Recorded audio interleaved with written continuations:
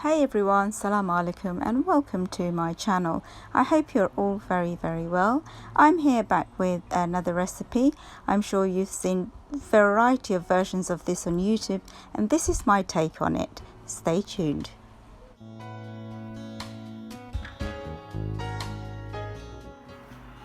So for this recipe the key ingredients are the rice flours. So I'm going to combine both fine rice flour here with ground rice flour. Here I've got masoor dal, lentil, which is optional but gives that added taste and flavour. You of course need salt according to taste. Turmeric powder is the spice we're going to use in this recipe, and also ginger.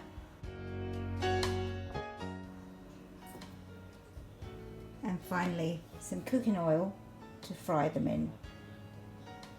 For those of you who are on a gluten-free diet, I suggest you skip the masoor dal altogether or replace it with green lentils, which is naturally gluten-free.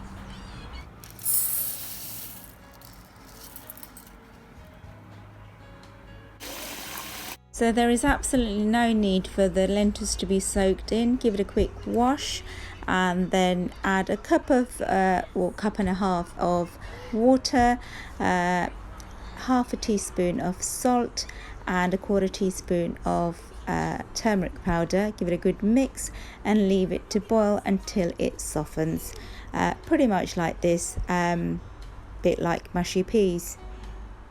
As for the ginger, this is pretty much all I'm using. You can grate or crush.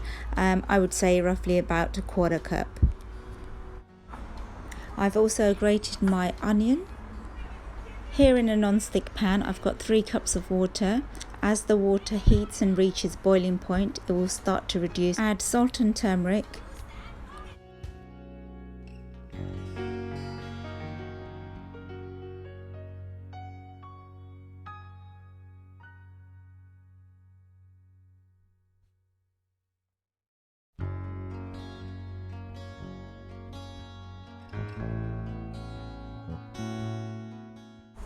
Now add the ginger, onion and the mashed lentils.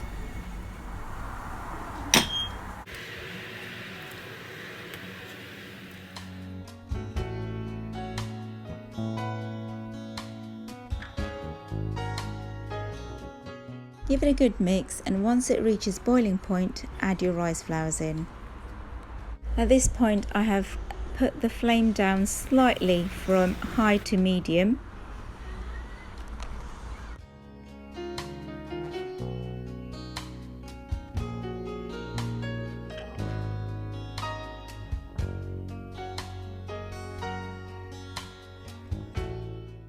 After a couple of minutes of rapid stirring, your dough should go all nice and crumbly and look pretty much like this. Put the lid on and leave it to rest with the flame completely turned off for about 10 minutes.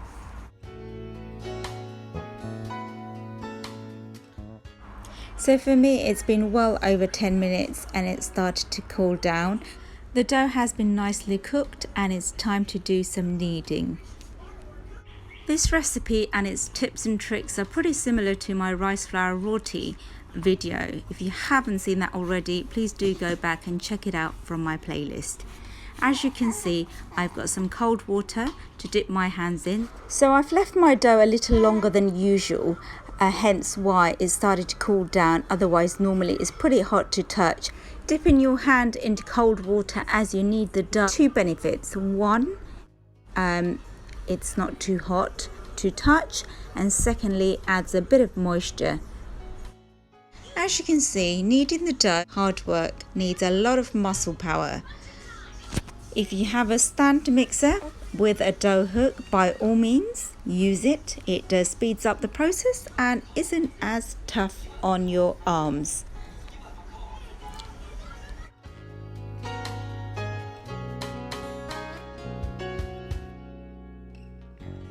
Used a rolling pin to flatten it out. It's about 6mm in thickness.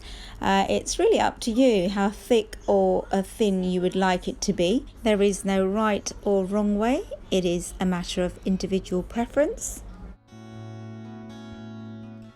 If you don't have standard cookie cutters, no problem whatsoever. Just use a glass to dust it a little bit with a bit of flour so it doesn't stick to the dough.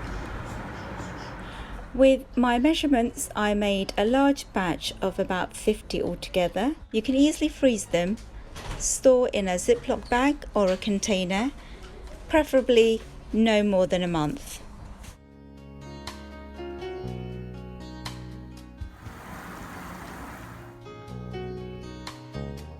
If you've kneaded your dough nice and well, it should ultimately rise without cracking. I'm not a huge fan of deep frying anything, however this is the traditional way. If you want to try a slightly different method, you can always shallow fry them and even bake them in the oven with a little spray oil. Just remember to add a bit of baking powder to the dough. My nun moshlar handesh, or Nunor Bora as some of us refer to them in Sylheti Bengali, came out just as how I'd expected, nice and crunchy on the outside and soft on the inside. Serve with your favourite dip, or why not the traditional way with a cup of tea.